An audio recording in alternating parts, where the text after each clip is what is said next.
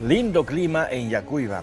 Está fresquito, una temperatura muy agradable anoche, llovió de manera muy importante y espero que esto haya llegado al campo y obviamente la lluvia en el campo es una bendición porque las plantas florecen y los vegetales reciben el impulso para seguir desarrollándose y así nos ofrecen alimentos. Bueno, hoy quiero hablar acerca del propósito de la gestión pública, así facilito, en palabras sencillas, como para que las personas comunes y corrientes que no son, digamos, estudiosas del tema político, del tema de derecho, puedan comprender y puedan entender sobre el Estado, sobre el gobierno, sobre las entidades. ¿Cuál es la razón de que exista un Estado? Hay varias corrientes que explican esto, pero a la que me ascribo es a la que ha hecho Carneiro y otros investigaciones. Duverger, por ejemplo, es otro que hizo una investigación acerca de cómo se consolidó los estados. El Estado Nacional nace después de la Revolución Francesa, pero antes de eso ya había Estado. Eran estados ciudades, los que se conocen como las polis o las civitas en Roma, polis en Grecia. Habían antes de la Grecia antigua, había también otros estados como por ejemplo los egipcios, los israelíes en la Mesopotamia y así. Bueno, los sumerios, o sea, también es otra cultura mucho más antigua, los babilónicos, había estado. Ahora, ya ahora en esta época, en este siglo, ¿cuál es la razón de la existencia de un Estado?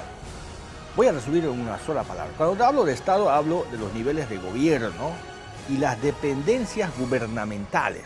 Estado no solamente es el gobierno nacional. Yo a veces a Quecaña lo escuchaba, también aquí al actual ejecutivo, al ejecutivo regional, al alcalde municipal y a otras autoridades que no conocen de política, porque eso es desconocer la política como tal. La política es una ciencia y hay una serie de conocimientos que es necesario de forma básica saber.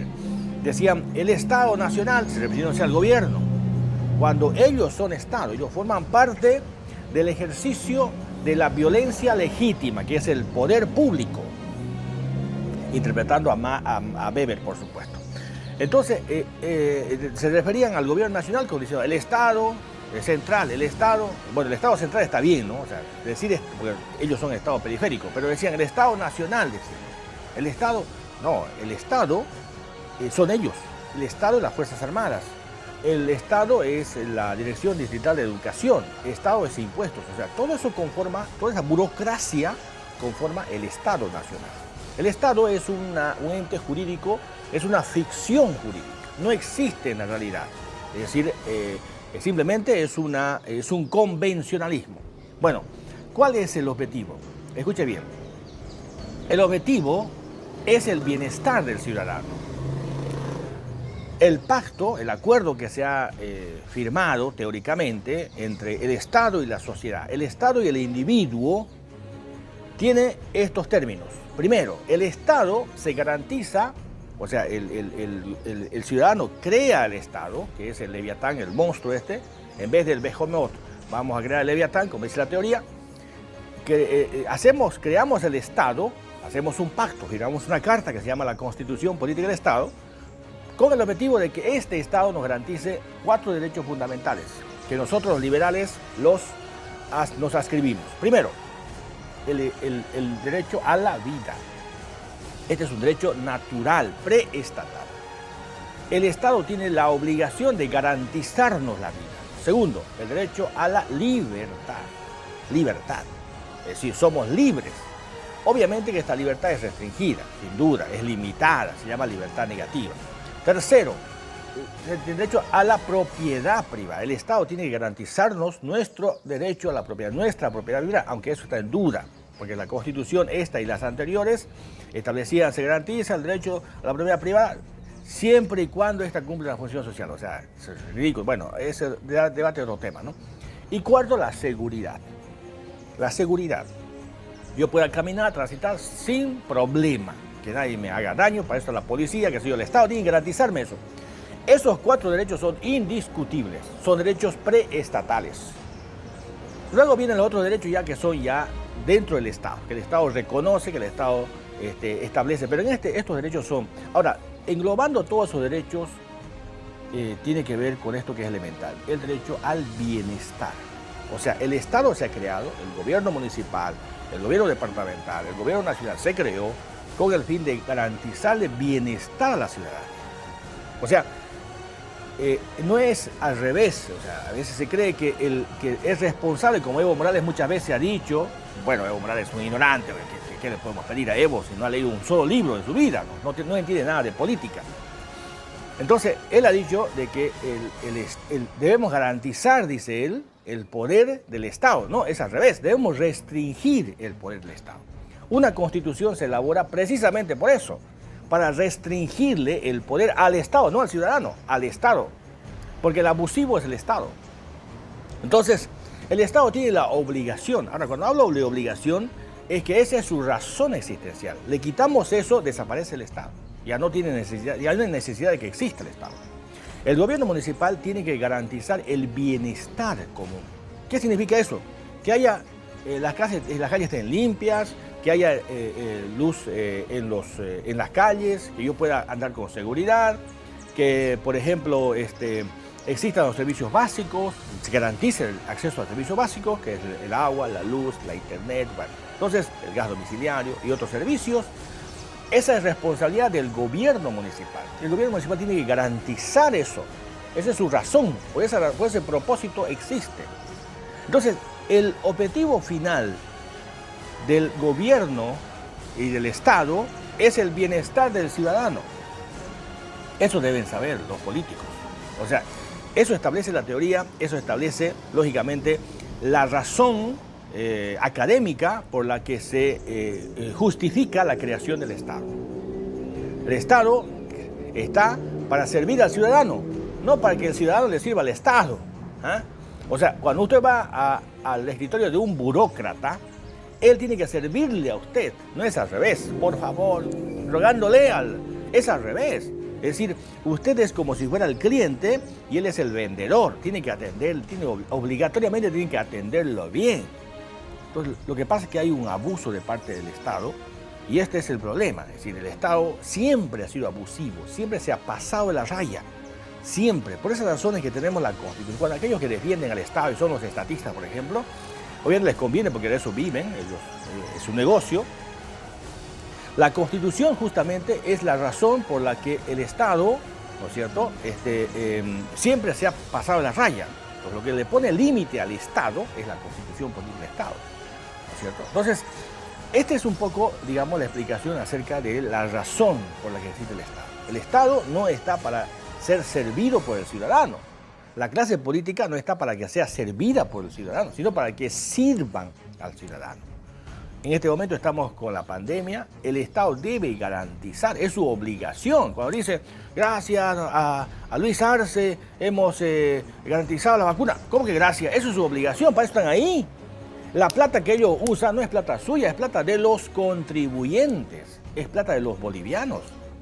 Por lo tanto, es ridículo, es absurdo aceptar esa clase de afirmación de parte del gobierno. Gracias, yo escucho siempre diálogo en Panamericana y los voceros van ahí a decir, gracias al hermano Lucho, se ha garantizado. No es así.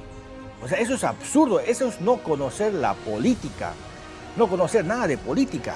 La política seria, no la politiquería. Pues la otra politiquería, bueno, eso es nadar en el barro, en el lodo.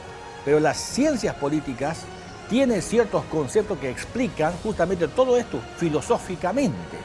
Entonces, el Estado no vive sin la contribución del ciudadano. El Estado tiene plata porque el ciudadano trabaja. El día que el ciudadano deje de trabajar y contribuir, cuando yo compro un papel higiénico, compro algún bien, un refresco, estoy aportando con esa adquisición, porque eso va grabado ya, tiene un gravamen ese producto, ¿no es cierto? Ahí hay un valor agregado, y a ese valor agregado el Estado le pone un impuesto, y ese que me vendió, ¿no es cierto?, ya le ha categorizado con el precio respectivo, más los impuestos, Entonces yo estoy pagando ahí el impuesto correspondiente, estoy contribuyendo. Usted compra cualquier tipo de producto, usted hace una contribución, ahí está pagando sus impuestos. Y eso va al Estado. El Estado vive, es un parásito, vive del trabajo de los ciudadanos. El gobierno, los parlamentarios se mueren de hambre, no tienen sueldo si la gente deja de trabajar y deja de contribuir. ¿De quién depende? Depende del ciudadano. Por lo tanto, ellos se deben al ciudadano. Eso tenemos que comprender. Lo que pasa es que hay una ignorancia de la política. Los mismos políticos no conocen de política. O sea, esto parece una contradicción, pero es así. Esto es la única profesión en la que cualquiera puede hacer política. Un borrachito que está en la esquina, ¿no? Un drogado, drogadicto, puede ser político, puede ser concejal, puede ser alcalde, puede ser presidente. Todo depende de que sea popular, sea carismático, es suficiente. Puede ser presidente. Un ignorante que no sabe leer ni escribir puede ser presidente, como Evo Morales. Puede ser, o sea, esa es lamentablemente la única profesión en la que usted, no es necesario que usted sepa de la profesión para ejercerla, es la política. La única, no hay ninguna otra. Aquí no se pide de que usted sepa de política. Hay políticos que no saben, abren la boca y no saben de lo que están diciendo, pero son políticos. Esa es la vergüenza, es la verdad. Y eso pasa en todo el mundo. Obviamente con mayor profundidad, con mayor acentuación en el caso nuestro. Pero esa es la verdad, desgraciadamente. Gente que no tiene idea de lo que es la política, hace política. Y habla estupideces, imbecilidades por los medios de comunicación. Entonces, para cerrar, es decir, lo que quiero decir es que el Estado siempre debe estar al servicio del ciudadano. Siempre. No es al revés. El Estado les debe la vida, le debe los recursos al ciudadano, al pueblo. No me gusta usar la palabra pueblo porque es una palabra morfa. Yo más bien uso la palabra ciudadano. El ciudadano. Le debe al ciudadano. A ese, porque el ciudadano es un sujeto político, no el pueblo. El sujeto político es el ciudadano. Al ciudadano, a los ciudadanos, a ellos le debe el Estado, le debe los recursos y su existencia. Por lo tanto, su jefe del Estado es el ciudadano, son los ciudadanos, somos nosotros. Y a ellos les debe, obviamente, su razón y su trabajo, su responsabilidad. Por esa razón, se debe exigir que el Estado asuma su rol como tal. Y su rol es el bienestar de los ciudadanos.